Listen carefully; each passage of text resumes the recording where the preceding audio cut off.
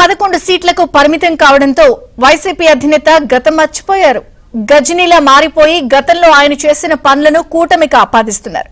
అయితే ఒక్కసారి గతాన్ని గుర్తు చేసుకో జగన్ అంటున్నారు కూటమి నేతలు. గతం మర్చిపోరా, చేసిన పాపాలు గుర్తు రావడం లేదా? ఒక్క ఛాన్స్ అంటూ వచ్చి 5 ఏళ్లు చేసిన విధ్వంసం మర్చిపోతే ఎలా? ప్రశ్నించిన వారిపై కేసులు, అరెస్టులు, నిర్బంధాలు, కక్ష సాధింపులే అజెండాగా పాలన. ఇది 5 ఏళ్ల వైసీపీ పాలనలో జరిగిన విధ్వంసం. ప్రజలకిచ్చిన హామీల్ని మరిచి కేవలం దౌర్జన్యాలే అజెండాగా పాలన చేసిన జగన్ ఇప్పుడు కొత్త రాగం అందుకున్నారు. ప్రజల తీర్పుకు మతి భ్రమించిందో ఏమో, రాజకీయ పార్టీలకు హక్కులుండవా అంటూ గురువింద గింజ నీతులు చెబుతున్నారు. ప్రతి రాజకీయ పార్టీకి అధికారంలో ఉన్నా లేకపోయినా కొన్ని హక్కులుంటాయి. ప్రజలకు సమస్యలు తలెత్తినప్పుడు ఆయా రాజకీయ పార్టీలు వారికి అండగా నిలుస్తూ వారి తరపున పోరాడతాయి. అయితే ఈ హక్కులు తమకు లేవా అని జగన్ మీడియా ముందు వాపోయారు. ప్రశ్నిస్తే కేసులు పెడతారా అంటూ గతంలో చేసిన పాలనను మరిచి మాట్లాడారు.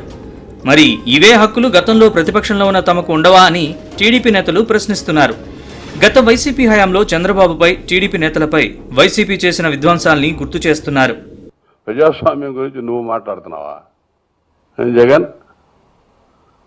చంద్రబాబు గారి ఇంటి గేటుకి దళితుల్ని గ్రామ బహిష్కరణ చేస్తే దాని మీద ఉద్యమం చేసి చలో ఆత్మకూరు పిలిపిస్తే చంద్రబాబు నాయుడు గారి ఇంటి దగ్గర గేట్లకి తాళ్లు కట్టి బయటికి రాకుండా అడ్డుకుంది ఎవడు?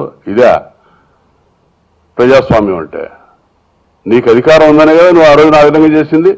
సాక్షాత్ అప్పటికి 3 సార్లు ముఖ్యమంత్రిగా చేసినటువంటి వ్యక్తిని ఇంటికి గేట్లు కట్టి బయటికి రాకుండా ప్రజాస్వామ్యాన్ని ఖూనీ చేసింది నువ్వు. ప్రజాస్వామ్యం